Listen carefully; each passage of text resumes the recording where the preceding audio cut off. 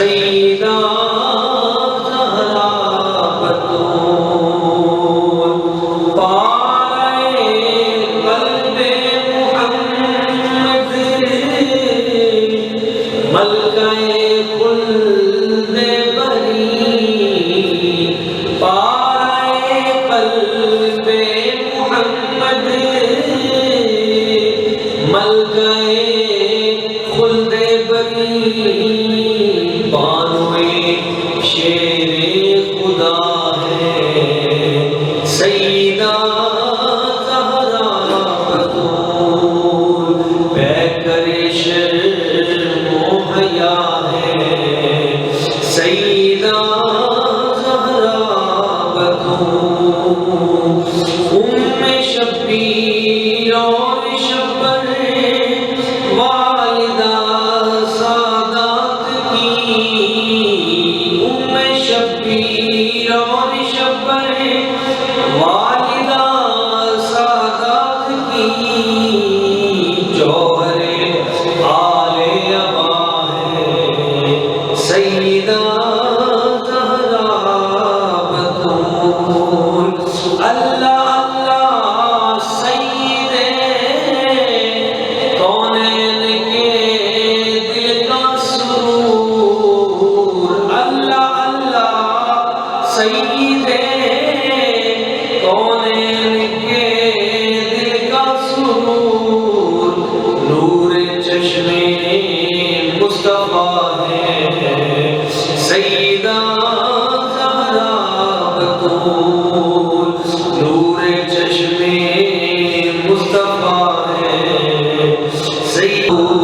اولیاء جملہ عالم ان کی چوکھٹ کے فقیر قاسم فقر و بلا ہے سیدہ زہرا بطول منقبت کا حق ادا ہو یہ بھلا ممکن کہاں معذرت ہم پرخطا ہے سیدہ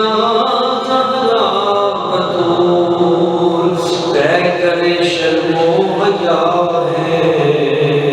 سیدہ زہرا بطول معزز و محترم عاشقان رسول محبین مصطفیٰ کریم اللہ پاک کی بارگاہ قدس میں دعا ہے وہ ذات لم یزل ہم سب کو توفیق عطا فرمائے بی بی پاک سیدہ طیبہ طاہرہ نفیسہ زکیہ سیدہ فاطمہ الزہرا سلام اللہ علیہا آپ کا تعلق نبی پاک صلی اللہ علیہ وسلم حضور کے قلب اطہر سے ہے حضور کی 4 صاحبزادیاں ہیں حضرت سیدہ زینب سلام اللہ علیہا سیدہ رقیہ سلام اللہ علیہا سیدہ ام کلثوم سلام اللہ علیہا اور بی بی پاک سیدہ طیبہ طاہرہ نفیسہ زکیہ ولیہ کاملہ راکعہ ساجدہ خاشعہ سیدہ فاطمہ الزہرا سلام اللہ علیہا بظاہر تو حضور کی 4 صاحبزادیوں میں یہ سب سے چھوٹی ہے لیکن مرتبہ و مقام میں یہ سب سے افضل ہے بلکہ ان 4 میں سے ہی نہیں ایک مقام پہ آپ علیہ السلام نے ارشاد فرمایا کہ فاطمہ میری امت کی تمام خواتین سے افضل ہے دوسرے مقام پہ آپ علیہ السلام نے ارشاد فرمایا فاطمہ دنیا کی تمام خواتین سے افضل ہے تیسرے مقام پہ آپ علیہ السلام نے ارشاد فرمایا فاطمہ سیدۃ النساء اہل الجنہ جنت میں جتنی بھی خواتین ہوں گی ان میں سب کی سردار ملکہ وہ بھی پاک سیدہ فاطمہ الزہرا سلام نبی اکرم صلی اللہ علیہ وسلم حضور نے ان کی اعلیٰ ترین تربیت فرمائی آپ کی والدہ محترمہ کا نام حضرت بی بی پاک سیدہ خدیجہ الکبریٰ سلام اللہ علیہا ہے۔ بعثت کا 5واں سال تھا جب آپ کی ولادت ہوئی۔ بی بی پاک سیدہ فاطمہ الزہرا مکہ مکرمہ میں پیدا ہوئی، اور پھر انہوں نے بچپن سے ہی مشکل دور دیکھا۔ آپ دیکھیں کہ نبی پاک صلی اللہ علیہ وسلم نے مکہ مکرمہ میں اعلان نبوت فرما دیا ہے، سارے کفار مکہ حضور کے خلاف ہیں، اور اس کیفیت میں ہی حضرت بی بی پاک فاطمہ الزہرا سلام اللہ علیہا آپ جنم لیتی ہیں۔ اور جب تھوڑی سی عمر کو پہنچتی ہیں تو عجیب مناظر دیکھتی ہیں کہ پورا مکہ آپ کے والد گرامی کے خلاف ہے، اور وہ بچپن کا ہی واقعہ ہے جس وقت ایک دن نبی پاک صلی اللہ علیہ وسلم سین حرم میں نماز پڑھ رہے تھے۔ ابو جہل بدبخت نے کچھ بدبختوں کے ساتھ مل کر ایک اونٹ کی اجڑی اٹھا کر حضور کے کندھوں کے اوپر رکھ دی جب آپ سجدے میں تھے، اور وہ تمسخر اڑانے لگے۔ تو اس وقت حضرت بی بی پاک سیدہ فاطمہ الزہرا اب چھوٹی تھی، اس گھر میں آپ کو پتہ چلا، کسی نے بتایا تو کہیں سے دوڑی گئی اور سیدھے آپ نے اس کو اٹھایا اور رونے لگی، اور ان کو برا بھلا کہنے لگی جنہوں نے یہ کام کیا، اور آپ کی زبان سے جن کے بارے میں نکلا ان میں سے کوئی بھی نہ بچا، اور سب ذلیل و رسوا ہوئے، تباہ و برباد ہوئے۔ مگر نبی پاک صلی اللہ علیہ وسلم آپ اس وقت بھی کہہ رہے تھے، اے جان پدر غم نہ کر، تیرے باپ کا مشن بہت بڑا ہے۔ ایک بات یاد رکھیے گا، یہ جو نبی پاک صلی اللہ علیہ وسلم حضور کا مشن ہے بہت بڑا ہے۔ ایک جنگ سے حضور واپس آئے، بڑی سخت جنگ تھی، تو جنگ لڑ کے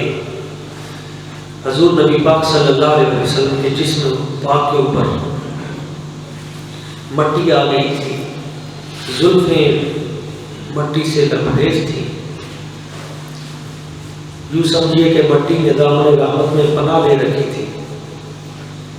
کپڑے جو تھے ان کے ان کا حال بھی ایسا تھا، تھکاوٹ سے بدن چور چور تھا،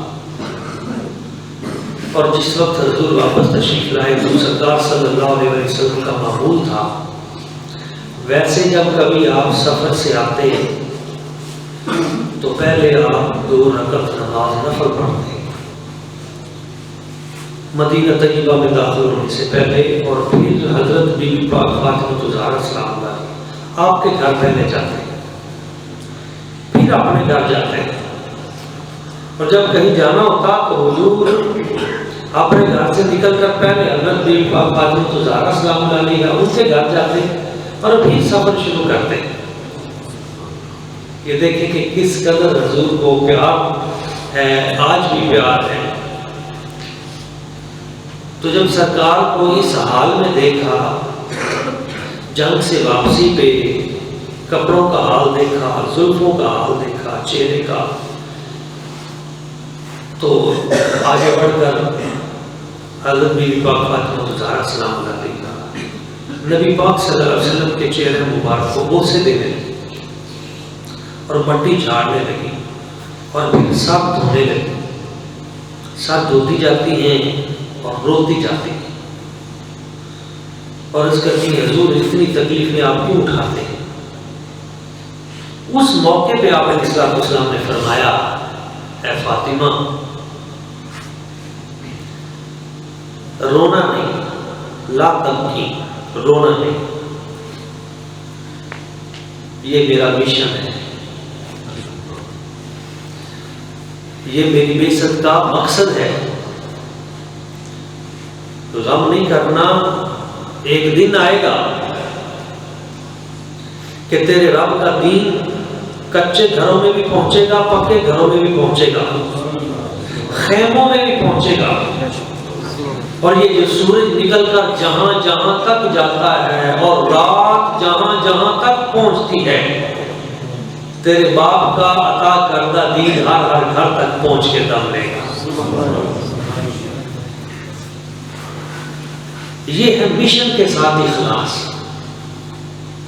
تو حضور نے اس موقع پہ تربیت فرمائی کہ بیٹا تم میری اس ظاہری حالت کو نہ دیکھو، تم نے اصل توجہ مشن پہ دینی ہے. بچوں کی تربیت ایسی کرنی ہے کہ وہ میرے مشن کو، یعنی میرے دین کو، یعنی اللہ کے دین کو، یعنی قرآن کو، اسلام کو پوری کائنات میں پھیلائیں.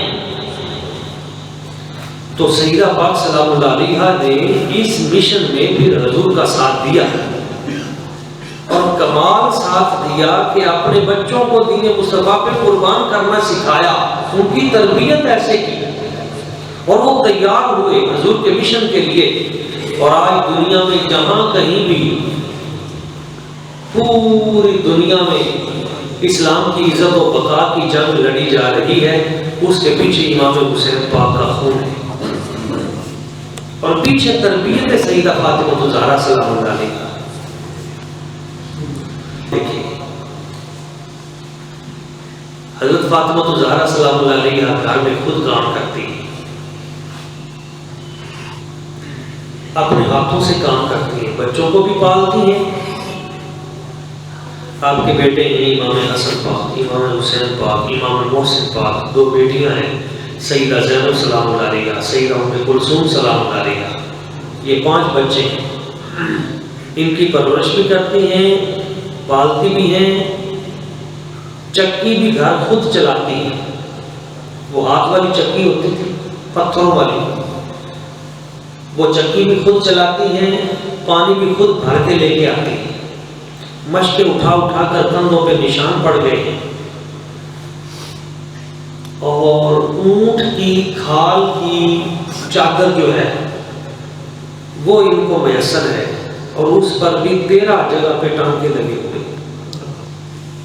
اور یہ ملکہ کائنات ہے، سارے جہانوں کی مخدومہ کائنات ہے. نبی پاک صلی اللہ علیہ وسلم کی صاحبزادی ہے، ملکہ سیدہ مولا علی شیر خدا کرم اللہ وجہ کریم آپ کی گھر والی ہے، اور ملکہ حرب سیدہ خدیجہ کبریٰ سلام اللہ علیہا آپ کی صاحبزادی ہے. لیکن فقر دیکھیں، یہ فقر اختیاری ہے. تو اس طرح کام کر رہی ہیں، ہاتھوں پہ چھالے پڑ رہی. ایک دن کچھ غلام اور کچھ کنیزیں آئیں حضور کی خدمت میں، مال غنیمت میں. تو حضرت مولا علی شیر خدا کرم اللہ وجہ کریم کو خبر ملی. آپ نے آ کے بتایا کہ حضور کے پاس کچھ غلام، کچھ خادمائیں، کچھ کنیزیں آئی ہیں، تو تم بھی جاؤ، جا کے اپنی خدمت کے لیے کوئی نہ کوئی ان میں سے خادمہ لے لو تاکہ گھر کے کام کاج وہ کرتی رہے، آپ کے ساتھ آسانی ہو جائے. تو سیدہ فاطمہ الزہرا سلام اللہ علیہا حضور کے پاس تشریف آئیں. جب حضور کے پاس حاضر خدمت ہوئی تو اس وقت سرکار کے پاس کافی افراد بیٹھے تھے، دیکھ کے چپ کر کے چلے گئے. سرکار رات کو آئے، فرمایا میری تم آئی تھی تو کیسے آنا ہوگا؟ تو آپ خاموش ہو گئی، بتا نہیں سکی کہ میں کیوں آئی. بہتر شرم و حیات ہے. ایک دن پھر ایسا ہوا تو حضرت علی رضی اللہ تعالیٰ عنہ نے پھر خود عرض کیا، حضور وہ فاطمہ گئی تھی آپ کے پاس اصل میں، تو کام کر کر کے ان کے ہاتھ جو ہیں ان پہ چھالے پڑ چکے ہیں، مشق اٹھا اٹھا کے، تو گھر کے کام کافی ہوتے ہیں، مہمان نوازی بھی کرتی ہیں، بچوں کو بھی پالنا ہے. تو آپ کے پاس کوئی غلام، کوئی خدام، کوئی کنیزیں آئی ہوئی ہیں، ان میں سے کوئی ایک غلام، کوئی خادمہ عنایت فرما دیتے ہیں تو نبی پاک صلی اللہ علیہ وسلم حضور نے فرمایا میں تمہیں اس سے بہتر چیز نہ عطا کر دوں اے فاطمہ؟ عرض کی حضور عطا کر دو، تو فرمایا 33 مرتبہ سبحان اللہ، 33 مرتبہ الحمدللہ، 34 مرتبہ اللہ اکبر، یہ پڑھ لیا کرو، یہ غلاموں سے کہیں بہتر ہے، اسی پہ راضی ہو اور پوری حضور کی امت کو قیامت تک کے لیے یہ تحفہ دے دیا۔ اس سے آپ اندازہ لگائیں کہ سرکار نے ان کی تربیت کتنی اعلیٰ کی تھی اور آج کی بیٹیوں کے لیے اس میں کس قدر خوبصورت پیغام ہے تربیت کا۔ جب ڈیمانڈ اتنی بڑھ چکی ہے، بیٹیوں کی شادیاں مشکل ہو چکی ہیں، لوگوں کے اندر جہیز کی رسم رواج پا چکی ہے اور غریب آدمی کے لیے اپنے بچوں کو بیانا ایک بہت مشکل ترین عمل بن چکا ہے، ایسی صورتحال میں کون سی ہستی ہے جو ہماری ہدایت کرتی نظر آتی ہے؟ سیدہ فاطمہ الزہرا، نبی پاک کی سیرت، اس پہ چلیں گے تو بچیں گے۔ اگر حضور کی سیرت کو چھوڑ دیں گے، سرکار نے اپنی بیٹی کی شادی کی کتنا اہتمام کیا، آپ پڑھ کے دیکھ لیں، ایک کمبل ہے، ایک سرہانہ ہے، ایک چادر ہے، ایک چکی ہے، یہ 2-3 چیزیں ہیں، اور بی بی پاک سیدہ سلام اللہ علیہا بڑی راضی خوشی آپ اسی میں سفر کرتی ہیں۔ ایک آپ کو حدیث پاک سناتا ہوں، شاید آپ نے نہ سنی ہو۔ ایک مرتبہ بہت زیادہ تنگ دستی آ گئی، فقر آ گیا گھر میں، فاقے ہونے لگے، تو حضرت علی مرتضیٰ شیر خدا کرم اللہ وجہ کریم آپ نے کہا کہ اپنے بابا جان کے پاس جاؤ، دیکھو کوئی نہ کوئی چیز مل جائے، کافی دن ہو گئے ہیں۔ تو حضرت فاطمہ الزہرا سلام اللہ علیہا حضور کے در انور پہ گئیں، جب دروازہ کھٹکھٹایا تو آپ علیہ السلام نے پہچان لیا، حضور نے فرمایا یہ تو فاطمہ کی آواز لگتی ہے۔ تو حضرت ام ایمن نے جلدی سے جا کے دروازہ کھولا، حضرت فاطمہ الزہرا عرض کرنے لگی، آپ آئیں تو پوچھا کہ آپ آج خلاف معمول آئی ہیں، خیریت ہے اس وقت؟ تو حضرت سیدہ فاطمہ الزہرا نے نبی پاک صلی اللہ علیہ وسلم کی بارگاہ میں عرض کی، یا رسول اللہ هذه الملائکہ طعامها التحلیل والتسبیح والتحمید، ما طعامنا؟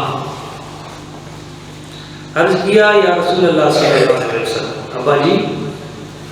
یہ جو فرشتے ہیں ان کی غذا تو ہے تسبیح، تحلیل، یہ حمد بیان کرتے ہیں، الحمدللہ، سبحان اللہ، اللہ اکبر۔ تو فرشتے روٹی پانی نہیں کھاتے پیتے نہیں، فرشتوں کا کھانا پینا یہی ذکر ہے۔ تو عرض کیا حضور وہ فرشتوں کا کھانا پینا تو ذکر ہے، تو ہمارا کھانا پینا کیا ہے؟ اس میں پیغام تھا کہ کھانے پینے کا بھی تو آپ علیہ السلام نے فرمایا، والذی بعثنی بالحق مکتبث فی بیت آل محمد منذ 30 یوما۔ تو آپ علیہ السلام نے فرمایا میری بیٹی 30 دن ہو گئے ہیں، یعنی 1 مہینہ گزر گیا ہے، اور آل محمد کے گھر میں کوئی شے نہیں پک سکی۔ حضور نے فرمایا تم میرے گھر آئی ہو تو 1 ماہ گزر گیا ہے یہاں، تو یہاں تو ایسی کھانے پینے والی چیز نہیں ہے۔ یعنی فخر دیکھیں، جہاں شہنشاہوں کے شہنشاہ ہیں، لیکن فخر دیکھیں، ہاں حضور نے فرمایا ایسا کرتے ہیں 5 بکریوں کا انتظام ہو سکتا ہے، 5 بکریاں میں تمہیں دے دیتا ہوں اگر تم پسند کرو۔ وَإِنْ شِئْتَ عَلَّمْتُكِ 5 کلمات، اور اگر اے فاطمہ آپ چاہیں تو میں تمہیں 5 کلمات سکھا دیتا ہوں، 5 دعائیں سکھا دیتا ہوں، یا 5 بکریاں لے لو یا 5 دعائیں لے لو۔ اب یہ دیکھیں تربیت، فقالت بل علمنی الخمس کلمات، یا رسول اللہ یا حبیب اللہ بکریوں کو رہنے دو، وہ 5 کلمات سکھا۔ علم کی طلب، علم کا شوق، اور اصل جو چیز ہے، جو اصل غذا ہے، یہ روٹی، یہ جسم کی غذا ہے، جو اصل روح ہے نا جس نے باقی رہنا ہے، اس کو غذا دینی چاہیے، اور اس کی غذا کیا ہے؟ وہ ذکر اللہ ہے، وہ یاد الہی ہے، وہ قرآن مجید ہے، وہ درود پاک ہے۔ تو عرض کیا حضور آپ بکریاں رہنے دیں، آپ مجھے وہ 5 کلمات سکھا دیں جو جبریل امین آپ کو دے کے گئے۔ قال قولی، فرمایا ٹھیک ہے پھر سیکھ میری بیٹی کو 5 کلمات۔ یہ بہت پیاری دعا ہے، اگر کسی کا کوئی کام نہ نکلتا ہو، ایسا پھنس گیا ہو روزی کے حوالے سے، رزق کے حوالے سے، روٹی پانی کے حوالے سے، پریشانی کے حوالے سے، یہ 5 کلمات برکت والے حضور نے دیے، جو سیدہ سلام اللہ علیہا کی برکت سے ہمیں مل گئے۔ حضور نے فرمایا پہلا کلمہ ہے یا اول الاولین، یا اول الاولین، اے سب اولوں میں اول اللہ تعالیٰ کی، یا آخر الآخرین، اے آخرین میں آخری، یا ذل قوت المتین، اے مضبوط قوت والے، بے پناہ طاقت کے مالک، وَيَا رَاحِمَ الْمَسَاكِينَ، اے مسکینوں پہ رحم کرنے والے، وَيَا أَرْحَمَ الرَّاحِمِينَ، اور اے رحم کرنے والوں پہ سب سے بڑھ کر رحم کرنے والے۔ یہ 5 کلمات ہیں۔ فَانْصَرَفَتْ، تو یہ 5 کلمات سیکھ کر آپ واپس جانا، تشریف لے گئی۔ فَدَخَلَتْ عَلَى عَلِيٍّ، اور حضرت مولانا شیر خدا کو جا کے ملی، انہوں نے پوچھا کہ کیا بنا، کیا لے کے آئی ہو؟ فقالت ذهبت من عندك للدنيا واتيتك بالآخرة، عرض کرنے لگی کہ جب میں آپ کے پاس سے گئی تھی تو میں دنیا لینے کے لیے آپ کے پاس ہو، تو دنیا لینے کے لیے گئی تھی، لیکن میں واپس آئی ہوں تو آخرت لے کے آئی ہوں۔ تو حضرت علی فرمانے لگے فقال خیر ایام، فرمایا اے فاطمہ دنوں میں تیرا سب سے بہترین دن یہی ہے جس میں تم آخرت لے کے آ گئی۔ تو آگے شوہر بھی دیکھیں کیسا ہے کہ انہوں نے بھی یہ نہیں کہا کہ کوئی روٹی پانی کوئی ایسی چیز لے کے آتی، وہ بھی فقر کے شہنشاہ ہے مولانا شیر خدا، فرمایا یہ جو آخرت تم نے بنا لی ہے نا یہ سب سے بہتر ہے۔ تو دوستو اصل چیز تو آخرت ہے، وہ بن جائے۔ تو جب نبی پاک صلی اللہ علیہ وسلم نے وہ تسبیح فاطمہ جو دی تھی، سبحان اللہ الحمدللہ اللہ اکبر، تو غلام یا خادمہ، تو وہ میں نے اصحاب صفہ جو میرے پاس طالب علم پڑھتے ہیں صفہ کے چبوترے پہ بیٹھ کر، تو ان کے جو پیٹ ہیں وہ پیچھے لگ چکے ہیں، ہڈیوں کے ڈھانچے بن گئے، تو وہ میں نے بیچ کر ان کی روٹی پانی کا انتظام کرنا ہے، کیونکہ وہ مجھ سے پڑھیں گے تو میرے دین کو پڑھ کر آگے پہنچائیں گے، تو اصل چیز حضور کا مشن ہے۔ تو نبی پاک صلی اللہ علیہ وسلم نے اس موقع پر بھی آپ کی تربیت کرتے ہوئے اس مشن کی طرف اشارہ فرمایا کہ ہمارا جو دین ہے یہ آگے تک چلتا رہے۔ تو نبی پاک صلی اللہ علیہ وسلم حضور کی صاحبزادی، ان کی سخاوت اور ان کے جمی معاملات اتنے اعلیٰ ہیں۔ ایک بات کر کے میں اپنی گفتگو سمیٹتا ہوں۔ سیدہ پاک سلام اللہ علیہ آپ کی زندگی، آپ کی سیرت جو ہے وہ سارے کا سارا آپ دیکھیں کہ ایک بوڑھی عورت آپ کی خدمت میں حاضر ہوئی اور عرض کرنے لگی ہے بنت رسول میں 3 دن سے بھوکی ہوں، مجھے کچھ کھانے کو دیجیے۔ آپ نے فرمایا اماں تو 3 روز سے بھوکی ہے تو میں نے 7 دنوں سے روٹی کی شکل نہیں دیکھی، تو ابھی کہیں سے کچھ مٹھی آٹا آیا ہے، میں روٹی تمہیں پکا کے دیتی ہوں۔ یہ کہہ کر آپ اٹھی اور سارا روٹی وہ آٹا گوندا روٹیاں بنائی اور بڑھیا کو یہ کہتے ہوئے دے دی کہ اماں جان معاف کرنا میں زیادہ نہیں دے سکی، تو شام کو جو کچھ مولا بھی لے کے آئیں گے تم پھر آ جانا، تو جو بچ آئے گا وہ سارے کا سارا وہ بھی تمہیں دے دوں۔ تو اس سے دیکھیں کہ انہوں نے کتنی مشکل ترین زندگی گزاری، وہ چاہتے تو اس دنیا میں شہنشاہوں سے بڑھ کر زندگی گزار سکتے تھے، جنت کے کھانے ہر کھانے پہ ہر لمحے آتے، لیکن ہمارے لیے انہوں نے تاکہ امت کو کل پریشانی نہ ہو، مشکل وقت آئے تو مشکل وقت میں کیسے ایک دوسرے کا ساتھ دینا ہے، کیسے خیال رکھنا ہے، یہ ان کی سیرت تھی۔ آپ دیکھیں کہ ایک بنو سلیم کا ایک شخص مسلمان ہوا تھا، تو جب وہ کافر تھا مسلمان ہوا تو نبی پاک صلی اللہ علیہ وسلم حضور کے پاس آیا تو سرکار نے فرمایا بھائی اس کی خدمت کرو، یہ نیا مسلمان ہوا ہے تو ان کے گھر والوں نے سب کچھ ان سے لے لیا ہے، تو سب سے پہلے حضرت سعد بن عبادہ نے سواری کے لیے اپنی اونٹنی انہیں دے دی، مجھے کچھ نہیں دیا تو یہ اونٹنی میری طرف سے تحفہ قبول کرو۔ حضرت مولانا شیر خدا نے اپنا امامہ شریف اتار کے دے دیا، میری بکری تم لے لو۔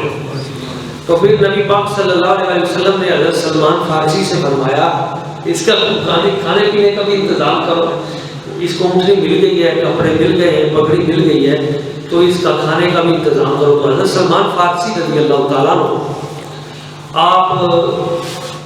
روٹی کے لیے اس کے کھانے کے لیے باہر نکلے اور چلتے چلتے حضرت فاطمہ الزہرا سلام اللہ علیہا آپ کے دروازے پر پہنچی، دروازہ کھٹکھٹایا، کیسے آئے ہو؟ کہا جی حضور وہ ایک نیا بندہ مسلمان ہوا ہے تو اس کو کھانے کی ضرورت ہے، تو وہ 2-4 روٹیاں مل جائیں تاکہ وہ کھانا کھائے اس کا۔ آپ نے فرمایا کہ اس وقت گھر میں کوئی چیز نہیں، لیکن سائل کو خالی نہیں لوٹانا چاہیے، اور پھر یہ تو بندہ ابھی مسلمان ہوا ہے، تو اس نو مسلم کے ساتھ اگر ہم تعاون نہیں کریں گے تو کون کرے گا؟ تو آپ نے اپنی چادر جو تھی وہ عطا کی حضرت سلمان فارسی کو، فرمایا یہ میری چادر لے جاؤ اور مدینے میں ایک یہودی ہے شمون جس کا نام ہے، یہ چادر اس شمون یہودی کو دے دو، میں نے سنا ہے کہ وہ امیر آدمی ہے اور وہ لوگوں کو قرض دے دیتا ہے، اس طرح کوئی چیز رکھ لیتا ہے قرض دے دیتا ہے، پھر جب قرض کو واپس کرتا ہے تو وہ چیز واپس دے دیتا ہے، تو یہ میری چادر اسے دے دو اور اسے کہو کہ یہ چادر رکھ لے اور 1 کلو کھجور دے دے یا جو دے دے تاکہ اس کا جو کھانا پینا ہے اس کا انتظام ہو جائے، تو جس وقت میرے پاس کھجوریں آ جائیں گی یا جو تو میں واپس کر کے اپنی چادر واپس لے لوں۔ تو حضرت سلمان فارسی وہ چادر لے کر اس یہودی کے گھر اور اسے جا کے وہ چادر دی، اس نے کہا یہ کہاں سے چادر آئی ہے؟ کہا یہ نبی پاک صلی اللہ علیہ وسلم حضور کی صاحبزادی نے دی، ایک مہمان کو کھانا کھلانا ہے۔ اس نے چادر پکڑی اور رونے لگا، اور اس نے کہا ہماری تورات میں ایسے لوگوں کے بارے میں لکھا ہے، عظیم ہستیاں جو اپنے مہمان کو خالی نہیں موڑتے اور جتنی قربانی دینی پڑے وہ دے دیتے، تو ایسے لوگ آج بھی زندہ ہیں، موجود ہیں۔ تو میں تو سمجھتا ہوں کہ اس چادر کی برکت تھی، بے اختیار اس کی زبان پہ کلمہ طیبہ جاری ہو، مسلمان ہو گئے، اور جب کلمہ طیبہ پڑھا اسلام قبول کیا، اس نے چادر واپس بھیج دی اور کھانا ویسے ہی بھیج دیا۔ تو سیدہ فاطمہ الزہرا سلام اللہ علیہا آپ نے کھانا بنا کر اس کو کھلایا، عطا کیا۔ یعنی اسلام کے ساتھ ان کو کتنی محبت ہے، مشن کے ساتھ، حضور کے دین کے ساتھ، کہ یہ آگے چلے، نیا بندہ مسلمان ہوا ہے تو یہ دین سے دور نہ ہو، کھانے کی وجہ سے پریشانی نہ آئے۔ اور ایک یہودی نیا مسلمان ہوا تھا، وہ مدینہ شریف میں شفٹ ہو گیا تھا، وہ یہودیوں کا قبیلہ چھوڑ کر، تو پورے قبیلے نے اس کا بائیکاٹ کر دیا تھا۔ تو وہ جو مسلمان ہوا تھا یہودی، اس کی بیوی فوت ہو گئی۔ جب اس کی بیوی فوت ہوئی تو اس کی برادری نے انکار کر دیا کہ اب تو ہمارا نہیں ہے، اب تو اپنی بیوی کا انتظام بھی خود کر، یعنی کفن دفن کا، اس کا سارا غسل کا۔ تو وہ بڑا پریشان تھا، تو یہ خبر چلتی چلتی حضرت بی بی پاک فاطمہ الزہرا سلام علیہا آپ تک پہنچی کہ یہ صورتحال بنی ہے۔ تو آپ نے اپنی ایک خادمہ جو بعد میں آپ کو عطا دی گئی تھی، حضرت فضہ رضی اللہ تعالیٰ عنہا، ان کو ساتھ لیا، اور ساتھ لے کر بی بی پاک فاطمہ الزہرا خود اس نو مسلم کے گھر تشریف لے گئی جس کی بیوی فوت ہو گئی تھی، اور آپ نے اپنے ہاتھوں سے اس کی بیوی کو غسل دیا۔ فرمایا یہ بندہ وہ دین چھوڑ کر ہمارے مسلمانوں والے دین میں آیا ہے، کلمہ طیبہ پڑھا ہے، آج اس پہ مشکل آئی ہے تو ہم اس کا ساتھ نہ دیں۔ تو آپ نے خود اس عورت کی تدفین، اس کے لیے دعا، اس کے لیے غسل، اس کے لیے وہ کفن کا انتظام کیا، اور اس کا نماز جنازہ جو ہے وہ نبی پاک صلی اللہ علیہ وسلم اور آپ کے اصحاب نے پڑھایا۔ تو اس میں بھی ان کے مشن کی بات ہے کہ کس طرح انہوں نے اس مشن کو دیکھیں۔ آج فتنوں کا دور ہے، یورپ سے فنڈڈ عورتیں اس ملک میں لانچ کی جا چکی ہیں، یہ موبائل کے ذریعے، ٹک ٹاک کے ذریعے یورپ کے گندے کلچر ہمارے ملک میں لانچ کیے جا چکے ہیں، اور پوری پلاننگ ہو چکی ہے کہ ہماری بچیوں کو گھروں سے باہر نکال کر معاشرے میں ننگا کر دیا جائے۔ معذاللہ سما معذاللہ، کفر کا یہ پروگرام بن چکا ہے کہ عورتوں کو گھروں سے نکال کر ان کو کہا جائے کہ تمہارے حقوق جو ہیں ان پہ ڈاکے ڈالے جا رہے ہیں، بلا وجہ کی ایک مصنوعی ایسی فضا بنا دی جائے، اور بیٹی کو باپ کے خلاف کر دیا جائے، بھائی کو بہن کے خلاف کر دیا جائے، بیوی کو شوہر کے خلاف کر دیا جائے، گھروں کو توڑ دیا جائے، اور زنا عام کر دیا جائے، فحاشی عام کر دی جائے، اور ظلم و زیادتی عام کر دی جائے۔ اس مقصد کے لیے انہوں نے تنخواہ دار عورتیں رکھی ہیں اس ملک میں، 2-2 لاکھ 4-4 لاکھ تنخواہیں ان کو دی جا رہی ہیں۔ یہ ابھی 8 مارچ گزرا ہے عورتوں نے، تو بڑے بڑے شہروں کے اندر وہ جو پلانٹڈ عورتیں ہیں جن کو یورپ سے یہ ماروی سربت اور اس طرح کی بدبخت عورتیں وہاں سے NGOs کی صورت میں یہاں لانچ کی جا چکی ہیں، تو وہ نئے نئے نعرے لگا کر ہماری نوجوان نسل کو خراب کرنے کی کوشش کر رہی ہیں۔ اللہ کا شکر ہے کہ خواتین سمجھ رہی ہیں اس بات کو کہ یہ سارے کا سارا ہمیں تباہ و برباد کرنے کے لیے پروپیگنڈا کیا جا رہا ہے، اور نیک گھروں کی خواتین انہوں نے آج تک ان کا ساتھ نہیں دیا ہمارے معاشرے میں، لیکن یہ خبردار کرنا میں ضروری سمجھتا ہوں کیونکہ میڈیا کا دور ہے، اور بلا وجہ بات کو بالکل بدل کر، اب دیکھیں نا یہ بوڑھا باپ جو بوری اٹھا کے دیہڑی کر رہا ہے وہ کس کے لیے کر رہا ہے؟ بیٹیوں کے لیے کر رہا ہے نا۔ وہ بیچارہ دن رات رو رو کر جو کما کے اپنی بچیوں کے لیے کہ ان کو میں کل ان کا کوئی انتظام کر سکوں، اسی لیے تو کر رہا ہے۔ کتنے بھائی ہیں جو ملک چھوڑ کر باہر جا کے وہاں پیٹرول پمپوں پہ کام کر رہے ہیں، اور پتہ نہیں کیا کیا کہ ہم اپنی بہنوں کا کوئی نہ کوئی کل وہ ہاتھ پیلے کر سکیں۔ تو کتنے بیٹے ہیں جو اپنی ماں کے لیے دوائیوں کے لیے تڑپتے ہیں۔ تو اتنے قریبی رشتوں کو جو آپس میں ایک دوسرے کے لیے ہمارا معاشرہ کر رہا ہے، اس کو جھوٹی بات خبروں کے ذریعے پروپیگنڈا کر کے تباہ و برباد کر کے یہ باور کرایا جائے کہ یہ ایک دوسرے کے دشمن ہیں تمہارے ساتھ، اور وہ عورتیں کہہ رہی میرا جسم میری مرضی، تم کون ہوتے ہو؟ تو اس طرح کی غلط چیزیں لانچ کر کے ہمارے معاشرے میں، اس لیے اس وقت سب سے زیادہ ضرورت ہے کہ جہاں کافر، یہودی، عیسائی، صہیونی ہمارے اس ملک میں یہ تصور دے رہے ہیں کہ عورت کے حقوق جو ہیں وہ غصب کیے جا چکے ہیں، اسے باہر نکلنا چاہیے، تو اس وقت ہم سب کی یہ ذمہ داری بنتی ہے کہ ہم یہ بتائیں اپنے گھروں میں کہ عورت کا گھر میں رہنا ہی باعث برکت ہے، عورت کا باپردہ رہنا ہی باعث برکت ہے۔ وہ جائز کاروبار کر سکتی ہے، وہ ملازمت کر سکتی ہے، مگر اپنے پورے حجاب میں، پردے میں، اپنی پڑھائی، اپنے دیگر تمام معاملات اور ان فحاشی والی چیزوں سے وہ باز رہے، دور رہے۔ علامہ اقبال نے یہی کہا تھا کہ اے بی بی، اگر تو میری ایک بات پہ عمل کر لے تو ساری کی ساری دنیا مر سکتی ہے، ساری دنیا اجڑ سکتی ہے، قومیں ساری کی ساری تباہ و برباد ہو سکتی ہیں، لیکن تجھے کچھ نہیں ہوگا۔ تجھے کیوں کچھ نہیں ہوگا؟ اگر تو اپنے آپ کو باپردہ کر لے۔ یہ میں دو شعر آپ کے سامنے سناتا ہوں۔ اگر پندے درویش پذیری، ہزار امت بمیرد تو نہ میری، بطول باش پنہاں شو عزیز اصل کہ در آغوش شبیر بگیری۔ اگر پندے درویش پذیری، اے عورت اگر تو ایک درویش کی ایک نصیحت کو قبول کر لے، ہزار امت بمیرد تو نہ میری، ہزار امتیں مر سکتی ہیں پر تو نہیں مر سکتی اگر تو میری ایک بات مان لے۔ علامہ اقبال 100 سال پہلے یہ بات کر گیا، ہزار امتیں مر سکتی ہیں پر تو نہیں مر سکتی ہے عورت اگر تو میری ایک بات مان لے۔ کیا بات مان لے؟